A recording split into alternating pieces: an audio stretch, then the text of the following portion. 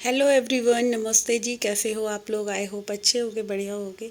तो जी आज दिन है, थर्सडे मॉर्निंग है और वही रोज़ाना के जो काम होते हैं वही स्टार्ट हो गए हैं क्योंकि बच्चे चले गए थे स्कूल। और बच्चों को भेजने के बाद एक जो रिलैक्स वाला काम होता है कि वो है चाय पीने के बाद हम औरतें सबसे पहले रेस्ट करती हैं। ये एक मैं ही नहीं, शायद अ, हम सारी इंडियन हाउसवाइफ जो हैं बच्चों को भेजने के बाद एक रेस्ट वाली जो कहते हैं ना, बिल्कुल एक स्मूथली जो कहते हैं चैन वाली चाय जो होती है वो ली है। तो चाय पीने के बाद फिर मैं लगी हूँ अपने घर के कामों में और आज मैं कर रही हूँ बच्चों के रूम की थोड़ी सी कहते हैं ना डीप क्लीनिंग समझ लो। तो वही कर रही हूँ। और यहाँ पे सबसे पहले मैं बेडशीट उतार रही थी और पिल्लो के कवर उतार रही थी। अच्छा, मैं जब भी मशीन में अपनी चादरें और ये तकिए कवर धोती हूँ तो उसके जो कवर होते हैं उनकी चैन में लगा देती हूँ। क्योंकि क्या होता है ना कि अगर चैन खुली हुई डाल दें तो उसकी चैन बहुत जल्दी ख़राब होती है, उसमें कचरा वगैरह लग जाता है। जैसे सारे कपड़ों के साथ हमारे ये बेडशीट और पिल्लो कवर धुलते हैं ना, तो चैन ख़राब होने का बहुत डर रहता है। इसी वजह से मैं हर बार जब भी मशीन में पिल्लो कवर हो गया या चैन वाली कोई भी चीज़ होती है तो चैन को हमेशा बंद कर कर ही डालती हूँ। ये ट्रिक एक आप भी याद कर लीजिए या ध्यान में रख लीजिए। चैन को खुला मत डालिए। किसी भी चीज़ की चैन हो, चाहे बैग की हो, चाहे जैकेट की हो, किसी भी चीज़ की हो, तो उससे क्या होता है कि मतलब जल्दी से चैन हमारी ख़राब नहीं होती। तो चलिए, यहाँ सबसे पहले पिलो कवर मैंने बदल दिए हैं और थोड़ा थोड़ा सा आज आलस आ रहा था कि काम मैंने फैला तो लिया बट कैसे करूँगी। वही होता है ना, काम करने से पहले तो बहुत ऐसे लगता है कि भाई क्या क्या ही मैंने फैला लिया, और जब हम करने बैठते हैं तो फिर एक वो कहते हैं एनर्जी सी आ जाती है देख के। अच्छा, मेरे साथ तो यही होता है, जब मैं काम फैलाती हूँ ना तो मेरे को लगता है कि मैं क्या ही इतना फैलारा मचा कर बैठ गई हूँ। बट जब करने लगती हूँ ना तो अपने आप ही एक एनर्जी सी आती है, फिर तो ये लगता है कि बस अब जल्दी से ये काम ख़त्म हो जाए तभी चैन लूँगी। अच्छा, यहाँ पंखे पे ना मेरे बहुत ज़्यादा मिट्टी चढ़ जाती है और कहने को तो मैं मतलब कर ही लेती हूँ 10-15 दिन में साफ़, झाड़ू वाड़ू सी लगा के। बट क्या होता है ना कि ये पंखा इस रूम में कूलर चलता है तो कूलर ना डस्ट जैसे आती है, तो वही डस्ट इस पे चढ़ गई है। और अब मैंने सबसे पहले ये जो सारा अलमीरा पे मैंने ये बिछा रखा था मैं कुशन सा, तो इसको भी हटा दिया है। और अब मैं पूरे में ना सबसे पहले जाले मारूंगी और जालों को क्या होता है कि थोड़े थोड़े जाले जैसे लग जाते हैं ना। अब गर्मी का टाइम है, वैसे भी धूल मिट्टी के साथ हल्के हल्के वो छोटे छोटे से जो जाले होते हैं वो दीवारों पे लग जाते हैं और वो ना पता भी नहीं चलते। मतलब जब ध्यान से देखते हैं ना तब दिखता है दीवारें बहुत गंदी हो चुकी हैं। तो यहाँ झाड़ू से पहले हमने पंखे पे से डस्ट हटा ली है और उसके बाद मैंने एक हल्का सा सूखा कपड़ा लिया था और फिर दूसरा हल्का सा मामूली सा जैसे कहते हैं ना गीला करके वो वाला कपड़ा लिया था और फिर उसके बाद डस्टिंग करी थी। अच्छा, डस्टिंग के लिए कुछ खास सामान वगैरह कुछ नहीं है, जो भी मेरे पास घर में अवेलेबल होते हैं, मतलब फटे कपड़े जो भी रिजेक्ट होते हैं ना, मैं उन्हीं कपड़ों से अपने घर की क्लीनिंग कर देती हूँ। तो यहाँ पे ये अलमीरा के ऊपर भी देखो डस्ट वगैरह क्या होता है कि डस्ट का ये होता है कि कोई चीज़ पूछ कर नहीं आती कि मैं कहाँ जा रही हूँ, तो वही रहता है हर एक जगह धूल धूल मतलब हर 15 दिन में आप देखना अपने घरों में भी कि कहीं ना कहीं थोड़ी थोड़ी धूल चढ़ ही जाती है। तो वही मैं आज थोड़ी सी डीपली क्लीनिंग कर रही थी बच्चों के रूम की, क्योंकि आलस आ जाता है ये सब काम करने में ना। रोज़ का देखो नॉर्मल झाड़ू पोछा ही वैसे बहुत ज़्यादा हो जाता है हम औरतों के लिए। तो ये एक्स्ट्रा काम करने के लिए ना मैं क्या करती हूँ कि मैं 15 दिन में या हफ्ते में आप जैसे भी सूटेबल लगे, जब भी मेरे को टाइम मिलता है, वैसे मैं 15 दिन में मैंने अपना वो टारगेट बना रखा है कि मैं हर एक रूम की थोड़ी थोड़ी सी डीप क्लीनिंग करती चलती हूँ। तो ये बच्चों का जो एलईडी पैनल है इस पे भी मैं बिल्कुल कपड़ा मार रही हूँ, क्योंकि क्या होता है कि धूल का जो वो होता है ना, इसमें देखने में तो ये बिल्कुल साफ सा लग रहा था और जब मैं जैसे जैसे कपड़ा मार रही थी तो बिल्कुल धूल मिट्टी सी इस पे दिखाई दे रही थी। अच्छा, ये फ्लावर्स जो है ना इनको मैं बिल्कुल अभी ना मशीन का जो सर्फ़ का पानी निकला है ना बाल्टियों में, उसी सर्फ़ के पानी से इन फ्लावर्स को भी धो दूँगी। और धुलने के बाद ना ये फ्लावर बहुत अच्छे दिखते हैं, एकदम से ऐसा लगता है ना इन पे से भी धूल मिट्टी सी हट जाती है।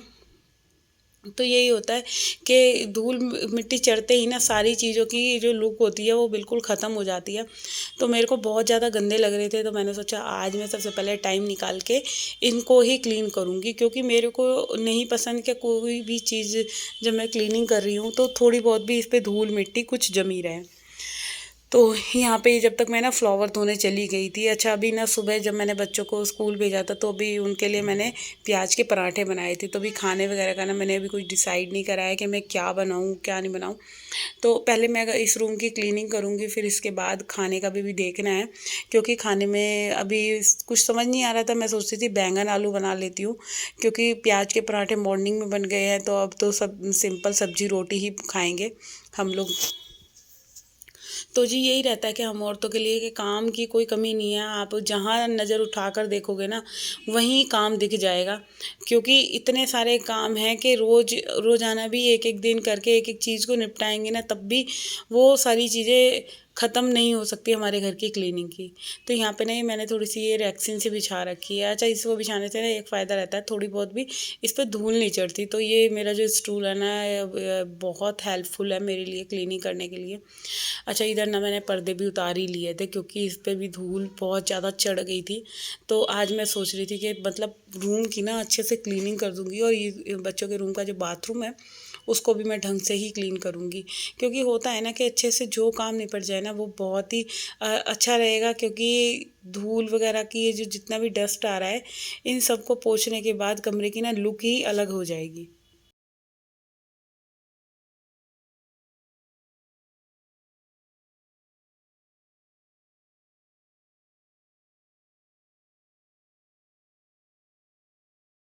तो जी इधर पैनल पुछ गया था, अब आ गया है रूम की चौखट। जो ये चौखट है, इसको भी देखो नीचे नीचे से रोज़ हाथ लग जाता है, बट जो ऊपर से कोनों कोनों को बिल्कुल साफ़ करना है, ये हम लोग भूल जाते हैं।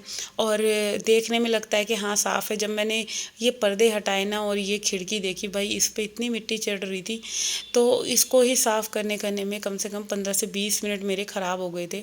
और जब मॉर्निंग के टाइम में हमारे को काम जब बहुत ज़्यादा होता है, तो ये सब काम ना बहुत आफत लगते हैं। क्योंकि अभी तो ना उधर मैंने मशीन भी साथ ही साथ लगा रखी है, क्योंकि जो भी पर्दे वगैरह उतर रहे हैं, बेडशीट वगैरह उतरी है, वो साथ के साथ धुल भी रही है।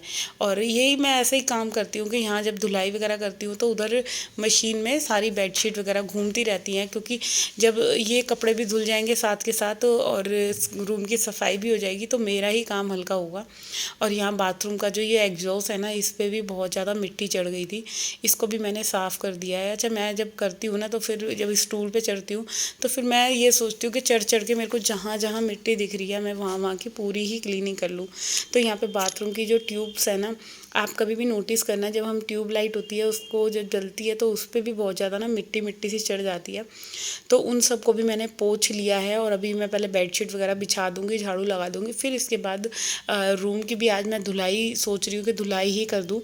क्योंकि जब वैसे नॉर्मल झाड़ू पोछा होता है ना, तो उससे वो वाला गंद नहीं जाता जो हम धुलाई करते हैं ना, तो धुलने के बाद एक बहुत ही प्यारा फर्श ना इतना अच्छा लगता है। अच्छा, मैं पहले ना चादर बिछा रही थी, फिर मेरे को याद आया कि मैंने फ़ैन वगैरह झाड़ा है, तो ये सारा डस्ट इस बेड पे लग गया होगा, तो क्यों ना मैं इसको भी ना मतलब झाड़ लेती हूँ गद्दों को भी, क्योंकि इन पे भी धूल मिट्टी चढ़ी जाती है।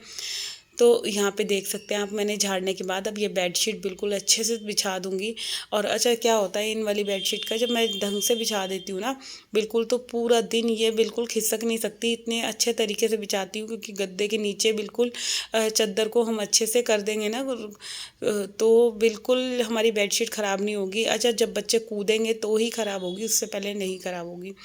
तो आप देख सकते हैं रूम की लुक कितनी अच्छी आ रही है, पूरी बेडशीट वगैरह बिछ गई है। अभी पर्दे भी लग जाएंगे ना धुलने के बाद, तब और भी अच्छा रूम लगेगा हमारा। तो बस यहाँ पे ये बेडशीट बिछ गई है, अब मैं पहले ना झाड़ू लगा लूँगी। तो झाड़ू लगाने के बाद फिर मैं करूँगी पूरे रूम की धुलाई और बाथरूम की धुलाई। तो आज मैं करूँगी थोड़ा सर्फ़ वगैरह डाल के, क्योंकि ना क्योंकि 15 दिन में या हर हफ्ते में एक बार हमें सर्फ़ से और साबुन से, मतलब कुछ भी डिश वॉश वगैरह यूज़ करके हमें क्लीनिंग करनी चाहिए। क्योंकि इससे क्या होता है, फ़र्श में एक ना चमक अच्छी सी खुद ही आ जाती है। तो बस यहाँ पे सब चीज़ों को हटा हटा के मैं ढंग से ही झाड़ू लगा रही हूँ। तो अभी यहाँ पूरी झाड़ू लगने के बाद मैं धुलाई करूँगी ना, तो जो पानी बाहर जाएगा उसको भी मेरे को ना जल्दी जल्दी से अपने छज्जे की तरफ को खींचना है, क्योंकि अगर रूम में पानी चला गया ना, तो फिर बहुत ज़्यादा प्रॉब्लम हो जाती है। अच्छा यहाँ ना धुलाई का एक सिस्टम बड़ा ख़राब है, कहीं भी ना हम धुलाई कर नहीं सकते, बड़ी मुश्किल होती है धुलाई वगैरह करने की, बट फिर भी करती हूँ मजबूरी में, जल्दी बहुत मेहनत पड़ जाती है। क्या होता है जैसे धुलाई करते हैं ना तो पानी सारे हॉल वगैरह में चला जाता है, तो वाइपर से खींच के हमें छज्जे पे ले जाना पड़ता है। तो बस अब पैनल भी मैंने नीचे से बिल्कुल साफ़ कर दिया है।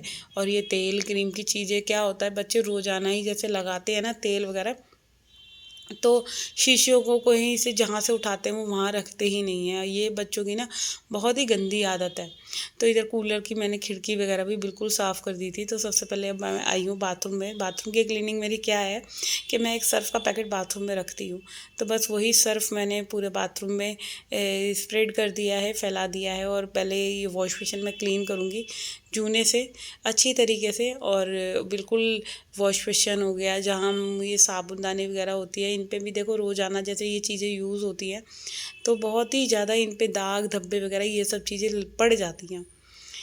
तो बस इन्हीं सब चीज़ों को करने करने में, और ये ना स्टूल को भी मैं जैसे चढ़ी हूँ तो मिट्टी वाले पैर इस स्टूल पे लग गए थे, तो मैंने इसको भी साथ के साथ धो दिया है। क्योंकि मेरे को ये रहता है जब मैं कोई भी चीज़ जैसे यूज़ कर रही हूँ ना तो फिर मैं उसको साफ़ करके ही रखूँ। और ये सब चीज़ें करने करने में ही देखने में लगता है कि बहुत जल्दी हो रहा है, बट मैंने वीडियो सुपर फास्ट कर रखा है काफ़ी हद तक।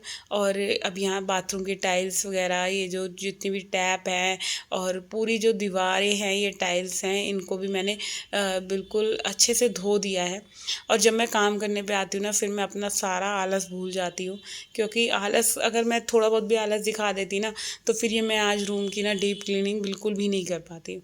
अच्छा इधर जो मैंने ज़मीन पे ये सर्फ़ इस डाला था ना, इससे ही मैं हैंड वाले मोप से बिल्कुल धुलाई जो कैसे कह देते हैं ना, उसको अच्छे से घुमा दूंगी तो क्या होगा, फर्श पे जो जितनी भी चिकनाई वगैरह जो जम रही है ना वो बिल्कुल साफ़ हो जाएगी। तो आज मैंने बाथरूम की धुलाई मैंने पाइप लगा लिया है।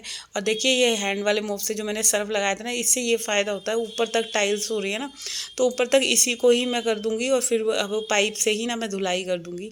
तो ये सारी चीज़ें बिल्कुल टाइल होती है ना एकदम चमक जाती हैं। और चमकने के बाद भाई इतना अच्छा लग रहा था बाथरूम, ऐसे लग रहा था कि बस आज एक अच्छी सी जो होती है ना बाथरूम क्लीन होने पे बिल्कुल एक वही वाली पॉजिटिविटी सी आ रही थी, बिल्कुल एक फ्रेशनर सी। और बाथरूम में मैंने वो भी लगा रखा है खुशबू जो स्प्रेड होती है, जैसे थोड़ी बहुत भी बाथरूम में आती है तो हमें वो ज़रूर लगाना चाहिए, खुशबू वाला क्या कहते हैं उसको, एमबी प्योर का वो बाथरूम में वो क्या कहते हैं, मेरे को तो नाम भी याद नहीं आ रहा, फ्रेगनेंस वाली जो होता है वो ज़रूर लगाना चाहिए। उससे क्या होता है ना एक खुशबू सी बनी रहती है हमारे घर में भी और बाथरूम में भी।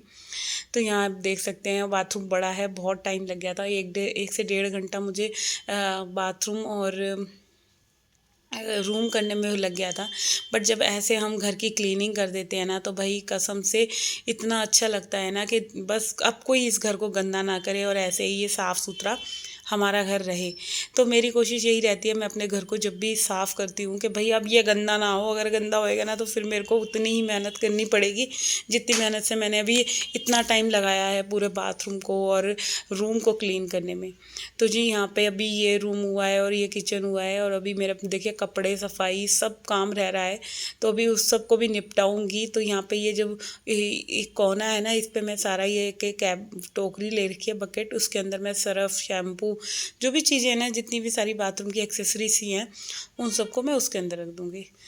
तो यहाँ पे मैं सारे स्विचेस वगैरह को भी अच्छे से साफ़ कर दूँगी, जो गेट पे थोड़ा बहुत भी पानी गया है ना मैं बिल्कुल सुखा दूँगी, क्योंकि मैं नहीं चाहती कि गेट गीले रहें और ख़राब हों।